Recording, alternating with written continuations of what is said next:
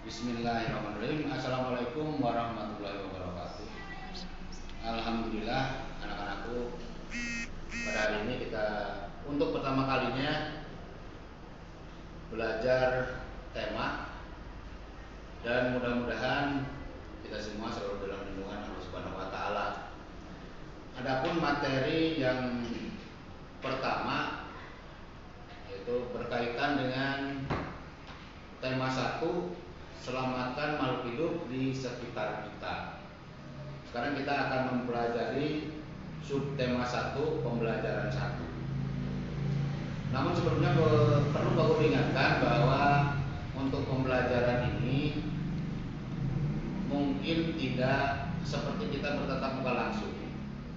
Jadi Pak Guru hanya menyampaikan hal-hal yang pokok-pokoknya saja. Selebihnya silahkan kalian pelajari sendiri. Bisa minta bantuan orang tua, kakak, atau siapapun yang bisa diminta bantuannya. Sehingga Pak Guru akan menyampaikan hanya yang memang perlu penjelasan. Sebagai contoh misalnya materi, kalau dulu ada istilah bahasa Indonesia, kalau hanya menjawab pertanyaan dari bacaan itu silahkan dipelajari sendiri. Berbeda dengan mungkin untuk pelajaran matematika, itu perlu Pak Guru jelaskan. Nah, yang akan kita bahas pada saat ini yaitu sekali lagi subtema 1, pembelajaran 1, berkaitan dengan perkembangbiakan pada makhluk hidup, khususnya tumbuhan.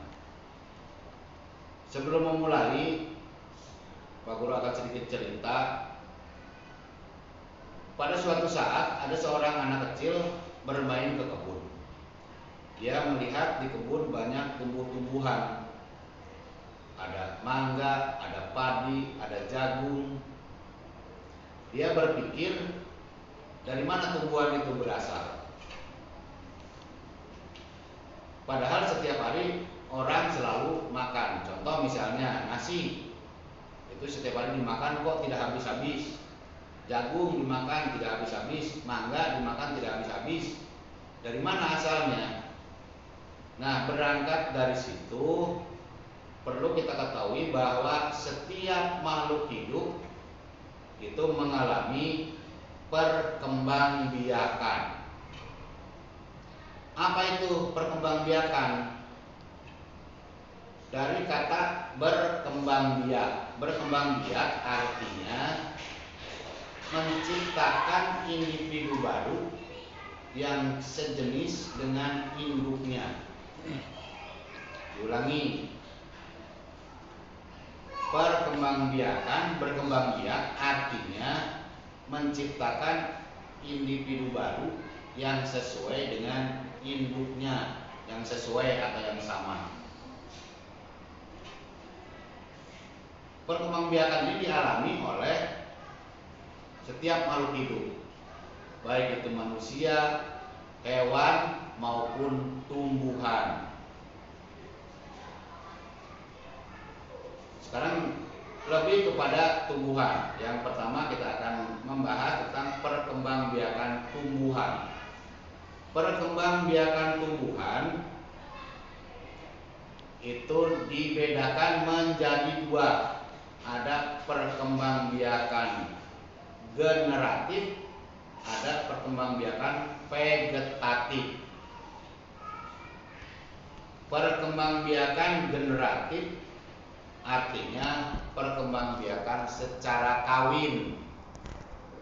Wah, jangan jorok ya. Itu berkaitan dengan generatif, kawin. Memang ya istilahnya seperti itu. Kemudian yang satu lagi perkembangbiakan vegetatif. Perkembangbiakan vegetatif artinya perkembangbiakan tidak kawin.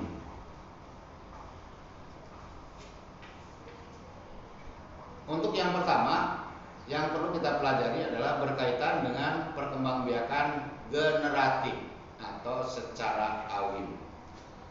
Yang namanya kawin berarti ada jantan, ada betina. Kemudian di mana letaknya tumbuhan jantan? Di di mana letaknya tumbuhan betina. Nah, perlu kalian ketahui bahwa jantan dan betina pada tumbuhan tidak dibedakan berdasarkan tumbuhannya, tetapi alat perkembangbiakan jantan dan betina berada pada bunga. Tentu saja ini sudah kalian pelajari pada saat kelas 3. Ada namanya bagian-bagian bunga. Sekarang kita lihat di papan tulis. Nah, ini gambarnya lumayan bagus kalau dipandang dari sudut pandang yang sangat jauh. Bunga, bagian-bagian bunga ada yang namanya tangkai bunga. Kemudian di sini ada kelopak bunga. Kemudian yang berwarna-warni biasanya ada merah, ada kuning, ada warna apa lagi. Itu namanya mahkota bunga.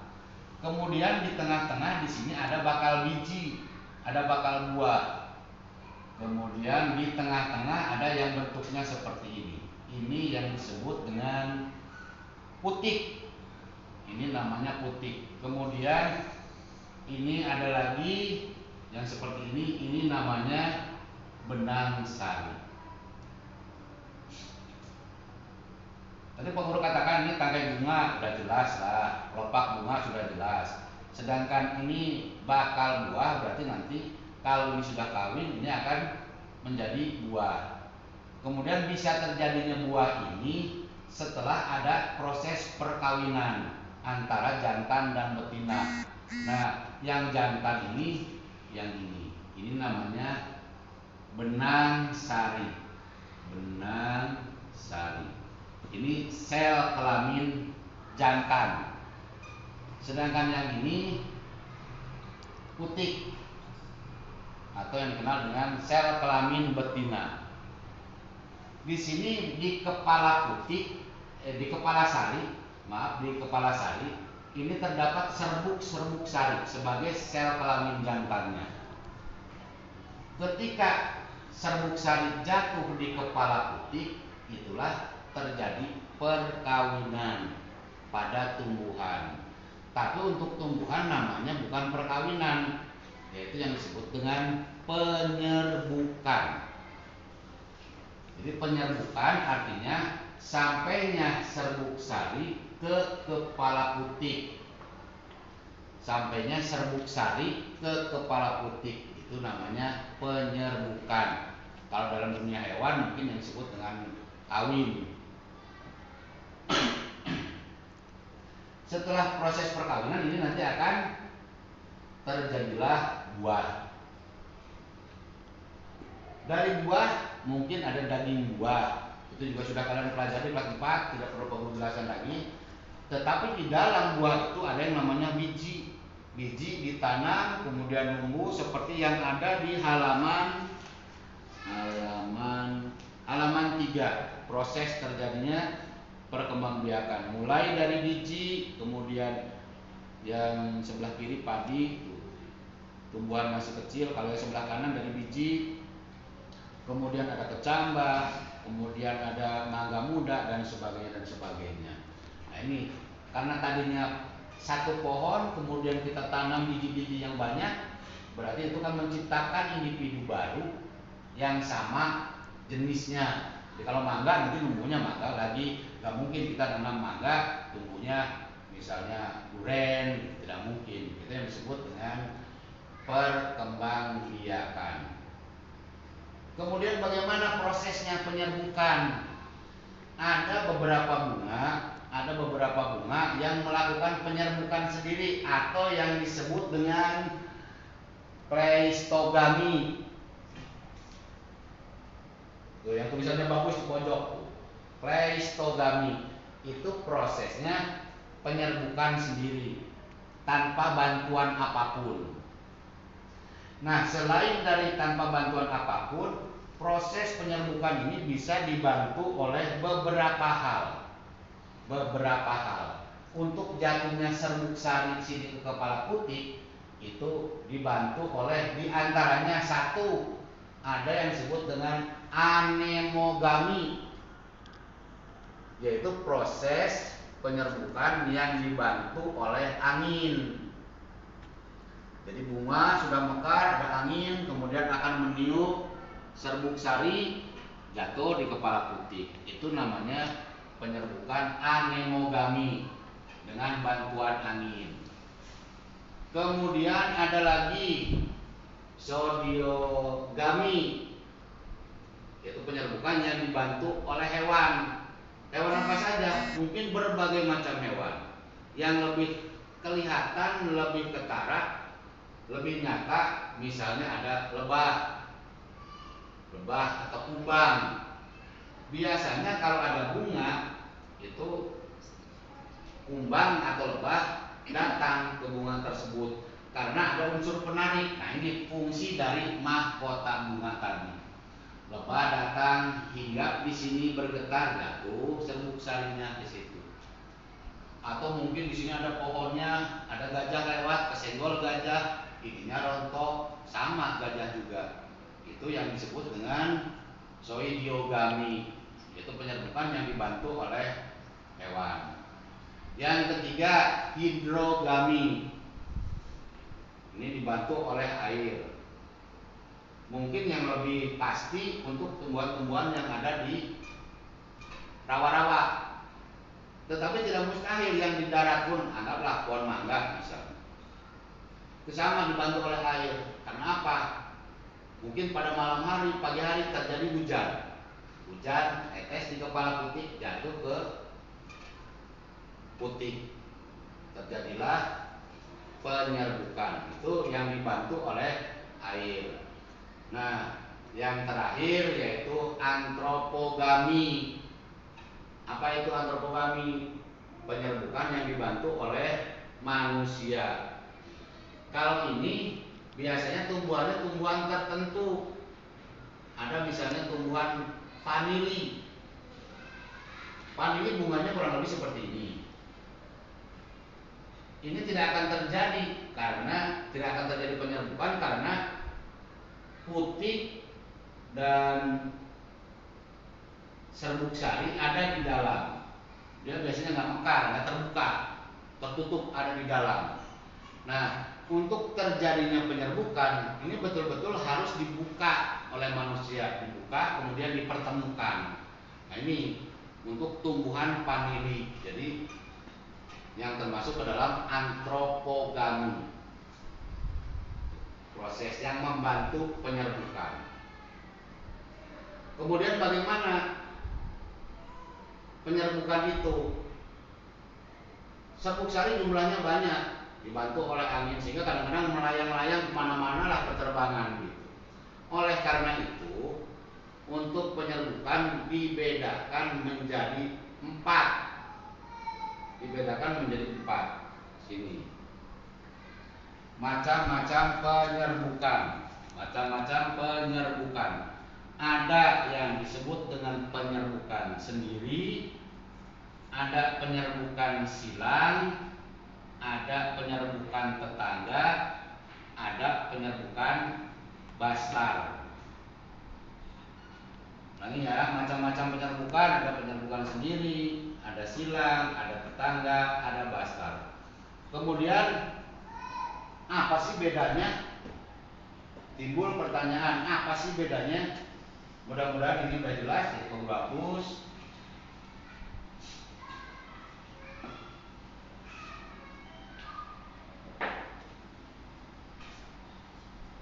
Ada bunga, mungkin gambarnya lebih simpel ya. Nih, ini yang tadi dengan putiknya, kemudian ini benang sarinya.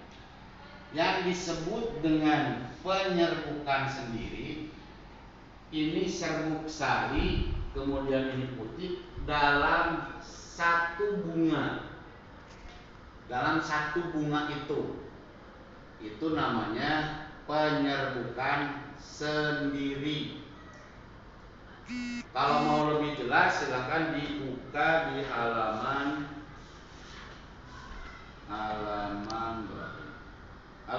11. Penyerbukan sendiri. Halaman 11.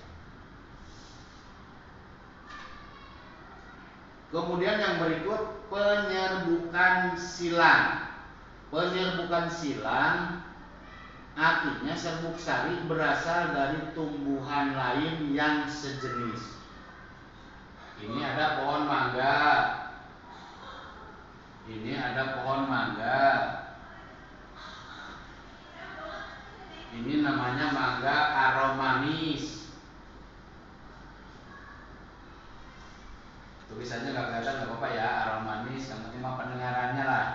Ini aromanis juga. Bunga dari sini, serbuk sari dari bunga yang ada di pohon ini, karena terbawa angin atau nempel di kaki serangga, terbang ke bawah ke sini. Tapi sama-sama aromanis, sama-sama aromanis. Ini yang disebut dengan penyerbukan silang. Beda pohon, tetapi sejenis, sama-sama aromanis.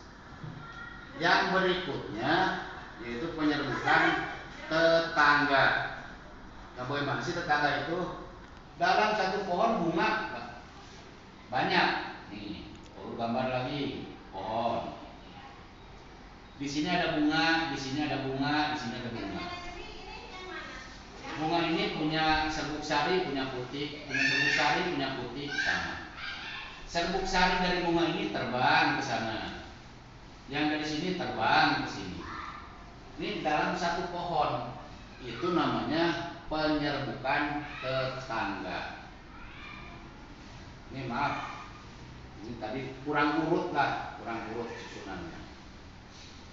Kemudian yang terakhir adalah penyerbukan bastar. Penyerbukan bastar hampir sama dengan penyerbukan silang. Yang bastar ini hampir sama dengan penyerbukan silang. Kalau silang tadi Pak Guru katakan ini aromanis. Sedangkan kalau penyerbukan bastar ini aromanis, ini mungkin ada sekarang istilah mangga madu. Ada lagi mangga dermayu. Sama-sama mangga tapi jenisnya beda, aromanis.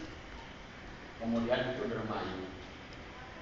Atau misalnya mangga boleh dengan apa lagi?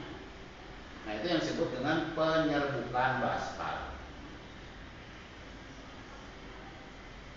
Mungkin untuk sementara sampai di situ dulu. Kalau misalnya nanti kurang jelas, silakan kalian baca-baca dari halaman 3 sampai dengan halaman 11. Dari halaman 3 sampai halaman 11 dibaca-baca. Kalau masih belum jelas juga, silakan tanya papa, mama atau siapapun yang bisa membantu, atau boleh tanya ke Pak Guru melalui WA. Tetapi tolong jangan semuanya bertanya. Artinya kalau ada teman kita bertanya, kita jangan nanya lagi, sehingga ada teman bertanya silakan disimak. Nah, untuk sementara mungkin pembelajaran berkaitan dengan, kalau kita lebih detailnya kita lihat ini termasuk pelajaran IPA lebih detailnya. Untuk sementara sampai di situ dulu. Mudah-mudahan semuanya bisa paham dan bisa maklum, karena memang kondisi kita yang sangat tidak memungkinkan. Itu saja Pak Guru akhiri. Wassalamualaikum warahmatullahi wabarakatuh.